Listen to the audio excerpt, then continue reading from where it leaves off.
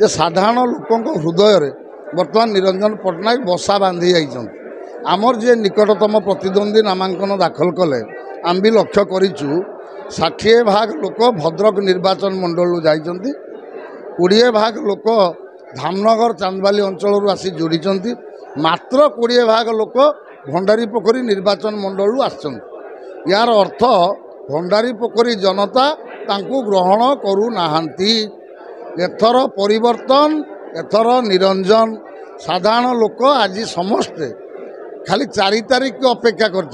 निश्चित भाव में 4 तारिख दिन आप देखिए 20,000 रु ऊर्ध्व भोट्रे निरंजन पट्टनायक विजय लाभ करेंगे। एथिर दिमत हबार किसी कारण ना। आज जे जनसमागम 25,000 होता बड़ कथा नुहे।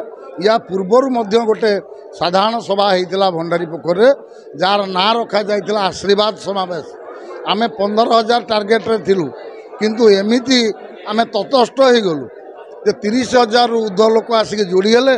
7 किलोमीटर रास्ता पूरा जाम हो गला। विभिन्न लोक हैरान होकर आसिक पहुँची पारे।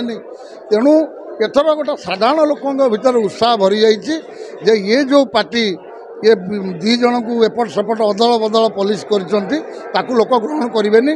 विकास करने निरंजन पट्टनायक को जितेवा पड़ो।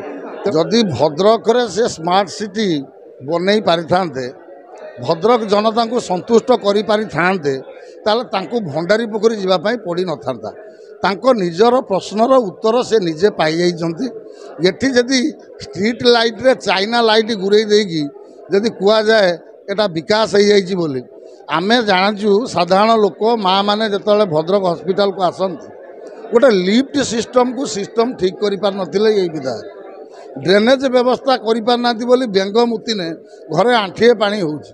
एकु जदि स्मार्ट सिटी कहीकि लोक ग्रहण करेंगे ताने से भाया स्मार्ट सिटीर नेता आम भंडारी पोखरी केबे चाहू ना।